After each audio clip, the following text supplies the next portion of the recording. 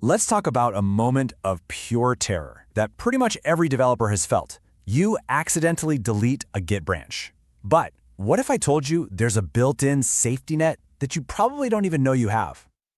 Oh, that feeling, it's just gut-wrenching, isn't it? You hit enter and boof, hours, maybe even days of work seem to have just vanished into thin air. Your heart sinks, the cold sweat starts. We've all been there. I'm willing to bet that almost everyone listening has felt this exact panic.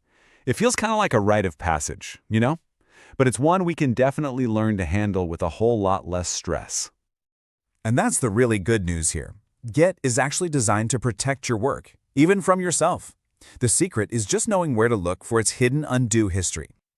So, let's pull back the curtain on this amazing feature. The hero of our story today is a little command called Git Reflog. And trust me, it's the safety net that's always there, just waiting to catch you. So what is this thing exactly? Well, the reflog, that's short for reference log, is basically a journal that Git keeps for you right on your own machine. Every single time you switch a branch, make a commit, or, even delete a branch, Git jots down a little note. It's your own personal private activity log. And here's the really wild part. By default, Git holds onto this entire history for 90 days. 90! That gives you a 3-month window to go back and recover from a mistake. That's an incredibly generous amount of time.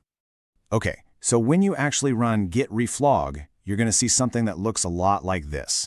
It gives you a few key pieces of info. First, you've got the head reference, which is kind of like a timestamp for your actions. Second, and this is the important one, the commit hash. That is your golden ticket for recovery. And third, you get a nice, clear description of what you did. See right there at the top? The deletion of our old work branch. All right, so now that we know what we're looking for, let's gear up for the recovery mission.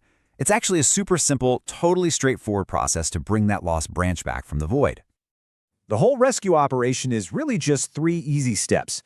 First, you run Git Reflog to see your history. Second, you find the line for the very last commit on that branch you deleted, and you copy its hash. And third, you just use that hash to create a brand new branch right from that exact point in time. It's basically time travel for your code. Now, for those of you who love a good shortcut, you don't even have to copy that super long, clunky hash. You can just use the head reference directly from the reflog. It's a much, much faster way to tell Git, hey, take me back to whatever was happening 3 moves ago. Simple as that. Okay, so what happens if your history is a total mess and the reflog is just confusing? Well, there's another tool in the box, Git FSK. You can think of this one like a deep scan of Git's database. It goes looking for what are called orphaned commits, work that isn't connected to any branch anymore, and helps you track them down. Look, being able to rescue a branch is an awesome skill to have in your back pocket. But you know what's even better? Not needing to rescue it in the first place. So let's talk about a few safer habits to avoid that panic altogether.